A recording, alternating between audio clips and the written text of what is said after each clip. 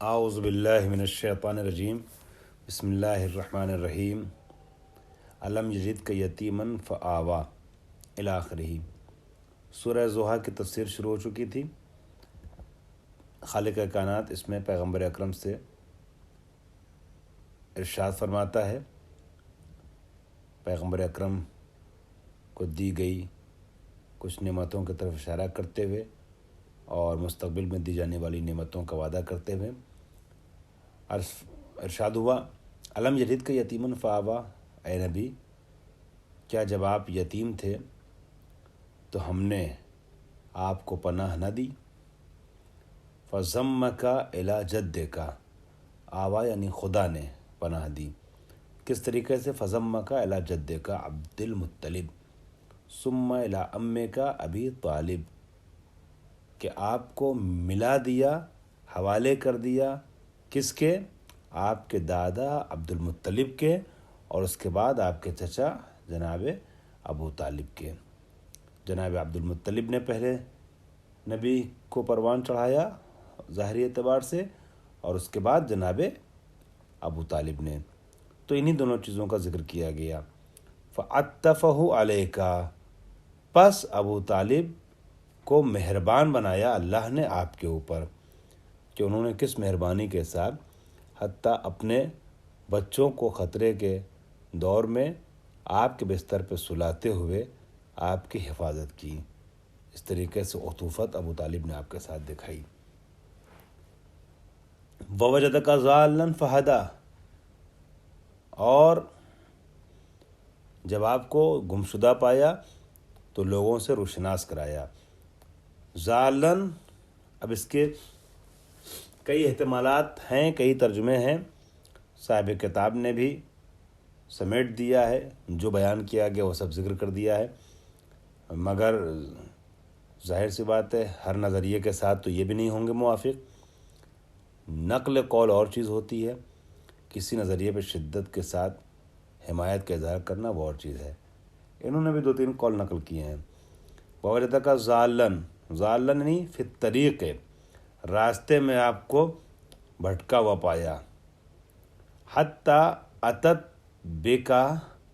حلیمہ الی جدکا، راستے میں آپ تنہا تھے، اکیلے تھے، کاروان سے بچھڑ گئے تھے،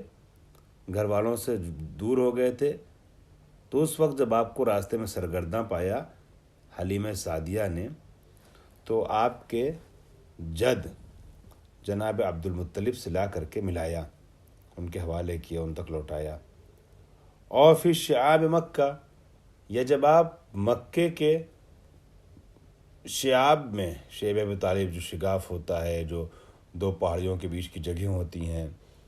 ایسی جگہوں کو جس میں تھوڑی گہرائی ہوتی ہے، اس طرح کی جگہوں کو، اس ٹائپ کی جگہوں کو شیب کہتے ہیں۔ شعاب جمع کا لفظ استعمال کیا گیا ہے۔ مکے کے شیب میں، شعاب میں اور دروں میں جب آپ کو ہم نے پایا۔ اور فی طریق شام مع عمک ابی طالب، یا شام کے راستے میں آپ جو اپنے چچا ابو طالب کے ساتھ تجارت کے نکلے تھے،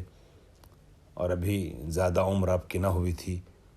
اور شروعاتی دور تھا آپ کی تجارت وغیرہ سیکھنے کا ظاہری اعتبار سے، اس وقت جب آپ ان سے بچھڑ گئے تھے تو ہم نے ان سے ملایا۔ فہدا یعنی ہدا کا الی جدک و امک، یعنی ہم نے رہنمائی کی آپ کی، آپ کے جد تک اور آپ کے، یا آپ کے چچا تک، جد سے ملوایا یا چچا سے ملوایا۔ یا ایک اور معنی جو غلط معنی ہے، اور معتدل شیعہ اکثریت سے اس کو قبول نہیں کرتے، بعض اہل سنت بھی، لیکن نقل کیا انہوں نے جو صراحتاً غیر منطقی معنی ہے نبی کی شخصیت کو دیکھتے ہوئے۔ میں ترجمہ کر رہا ہوں چونکہ کتاب میں ذکر ہے، قابل قبول نہیں ہے اگرچہ۔ ضالن عن المعارف والعلوم فعلمک بالوحی، جب ہم نے آپ کو گمراہ پایا معارف اور علوم سے تو وحی کے ذریعے سے آپ کی تعلیم دی۔ یہ ٹھیک ہے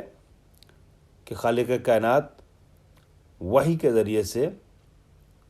اپنے انبیاء کی بہت سے مراحل میں رہنمائی فرماتا ہے، اور کئی بار ایسا ہوتا ہے کہ غیب کے علم سے باخبر کر دیتا ہے وحی کے ذریعے سے، اور وحی لانے والا جو ہوتا ہے وہ افضل نہیں ہوتا ہے، وحی اس کی اپنی پاس سے نہیں ہوتی بلکہ خدا بھیجتا ہے، اور اس کو اتنا ہی پتہ ہے جتنا وحی کے شکل میں آیا ہے، رٹو طوطا کے طریقے سے، نبی کے مقابلے میں البتہ کہہ رہا ہوں، ویسے تو بہت عظیم شخصیتیں ہوتی ہیں وحی لانے والی بھی،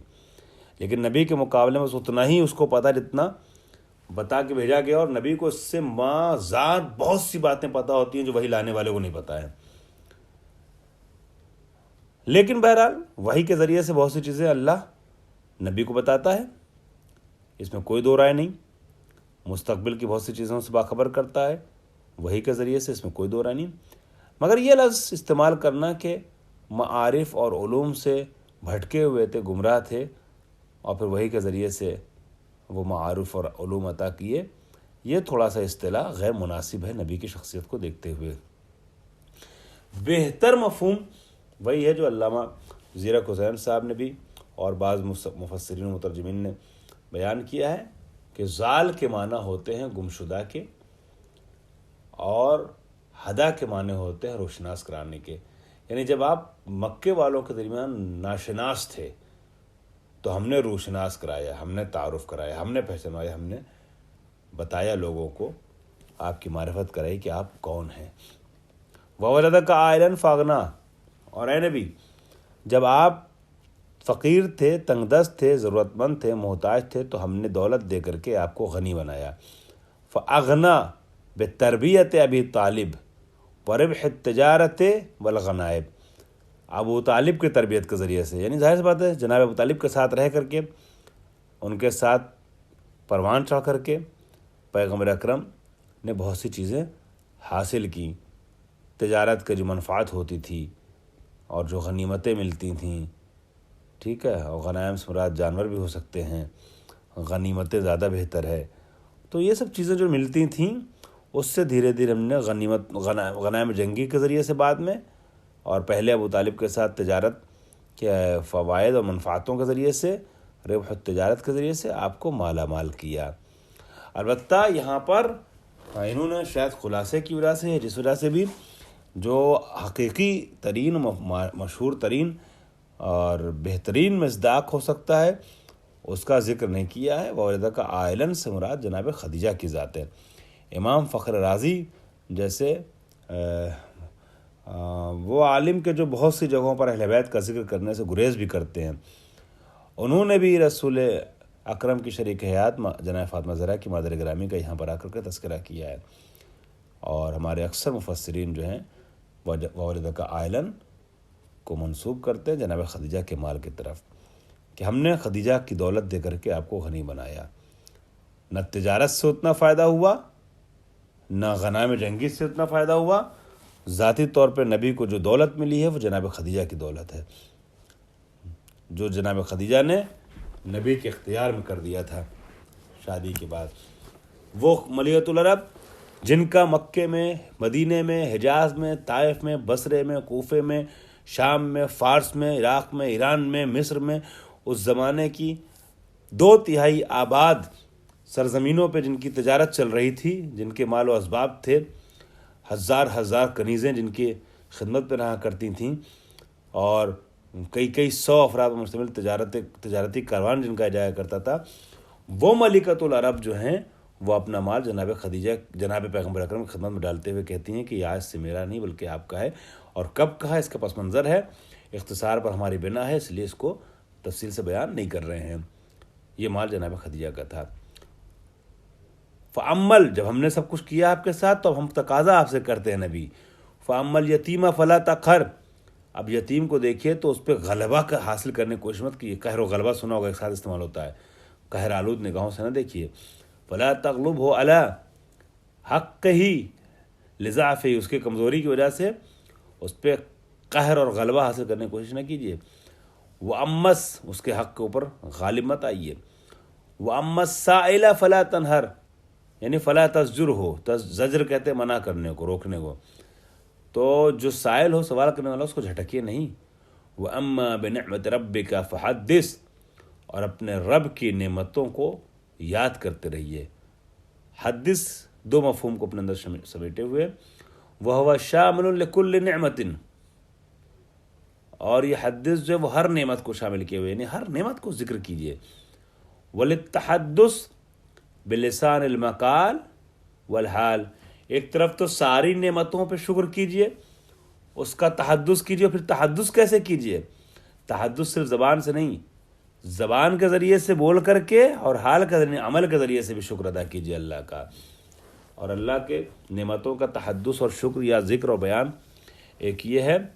کہ پروردگار عالم کی عبادتیں انسان کرتا چلا جائے۔ سورۃ الشرح، اب سورۃ الشرح یا سورہ انشراح، اس میں 8 آیتیں ہیں۔ بسم اللہ الرحمن الرحیم۔ الم نشرح لک صدرک، نبی سے خطاب یہاں پہ بھی ہے کہ ہم نے آپ کے سینے کو کشادہ نہ کیا، یعنی الم نفتحہ بالنبوۃ والعلم حتی قمت بآباء رسالت، کیا ہم نے نبوت اور علم کے ذریعے سے آپ کے سینوں کو منفتح نہ کیا، باز نہ کیا، کھولا نہیں، شرح صدر نہ کیا، وسعت عطا نہ کی، یہاں تک کہ رسالت کے بوجھ کو اٹھاتے ہوئے آپ کھڑے ہو گئے، رسالت کے بوجھ کے ساتھ آپ نے قیام کیا۔ وصبرت علی الاذی، اور یہ ہماری طرف سے عطا کی ہوئی شرح صدر ہی تھی کہ جس کی بنیاد پر آپ اذیتوں کو برداشت کرتے تھے، صبر کرتے تھے، لوگ طعنہ دیتے تھے، لوگ نازیبہ حرکتیں کرتے تھے، نازیبہ الفاظ استعمال کرتے تھے، مگر آپ صاحب خلق عظیم ہو کر کے اخلاق حسنہ کا مظاہرہ کرتے تھے۔ یہ ہمارے دیے ہوئے شرح صدر کا نتیجہ تھا۔ اور بِإِزَالَةِ كُلِّ شَاغِلٍ عَنِ الْحَقِّ، یا یہ کہ ہر وہ چیز کے جو حق سے آپ کو دور کر دیتی، شاغل الیہ یا شاغل فی اگر ہوتا تو مشغول کرنا اس چیز میں، اور شغلہ جب ان سے متعدی ہو تو روگردانی کے معنی میں ہوتا ہے، جیسے رغبہ ہے، رغبہ فی، رغب تو فی ہے، رغب تو الیہ یعنی میں نے اس میں رغبت پیدا کی، راغب ہوا میں اس کی طرف، اور رغب تو ان ہو یعنی میں اس سے بیزار ہوا، جیسے النکاح من سنتی فمن رغب عن سنتی فلیس منی، نکاح میرے سنت ہے، جس نے اس سے روگردانی کی وہ مجھ میں سے نہیں ہے۔ تو شغلہ کا بھی ایسی معاملہ ہوتا ہے، جس حرف سے متعدی ہوتا ہے اس کے حساب سے ترجمہ ہوتا ہے۔ باب اشتغال آپ نے پڑھا ہوگا، مشغول عن، زیدن ضربتہ میں باب اشتغال ہے، یہاں پر جو ہے ضربتہ، یہ جو ضمیر ہے اس نے اپنے اندر مشغول کر لیا ہے، تو زیدن مشغول عن ہو گیا ہے۔ اب یہ ضربتوں کا مفعول نہیں بلکہ ایک فعل مقدر کا محذوف ہے، وہ فعل مقدر کا مفعول ہے یہ۔ تو شاغل عن الحق یعنی ہر وہ چیز جو آپ کو حق سے دور کرتی، اس کو میں نے آپ کے وجود سے زائل کر دیا اور آپ حق پر باقی رہے ہمیشہ۔ ووضعنا یعنی حطتنا یعنی اٹھا لیا میں نے، ہٹا دیا، ان کا وزر کا، حمل کا ثقیل، آپ کی طرف سے ثقیل وزن کو، ہم نے بوجھ کو ہٹا دیا، ہلکا کر دیا۔ الذی انقض ظہرک، وہ بوجھ جو آپ کی کمر کو توڑے دے رہا تھا۔ اثقلہ، جس نے بھاری کر دیا تھا آپ کے پشت کو، حتی سمع لہ نقیض، یہاں تک کہ اس کے لیے ایک آواز توڑنے والی سنائی دے رہی تھی۔ اے صوت، نقیض یعنی صوت، آواز، وہ کون سی چیز ہے کہ جس کی باقاعدہ آواز سنائی دے رہی تھی سختی کے ساتھ، وہ آباء النبوت، نبوت کا بوجھ ہے جسے باقاعدہ محسوس کیا جا سکتا تھا کہ کسی کی بھی کمر کو توڑنے کے لیے کافی تھا، مگر ہم نے اپنی مدد سے آپ کو اس لائق بنائے رکھا کہ اس بوجھ کو اٹھا سکیے۔ خففها اللہ عنہ بتسہیل القیام بہا، قیام بالنبوت کے امر کو آسان بناتے ہوئے اللہ نے اس کو خفیف بنا دیا، ہلکا کر دیا آپ کے لیے اس کام کو، کار نبوت کو، ورنہ بہت سخت کام تھا، آسان نہ تھا۔ او ہمہ من زلال قومہ، یا ہمت دی اللہ نے نبی کو قوم کی گمراہی کے باوجود، او من ایذائہم لک، اب یہاں غائب سے ضمیر پھر مخاطب کی ہو گئی، یہ فصاحت اور بلاغت کا ایک طریقہ ہے، آج پیش نہیں کر سکتا ہوں اس کو، اور کہ ان کی ایذا سے آپ کو جو ہے وہ بچایا ہم نے۔ واخر دعوانا الحمدللہ رب العالمین۔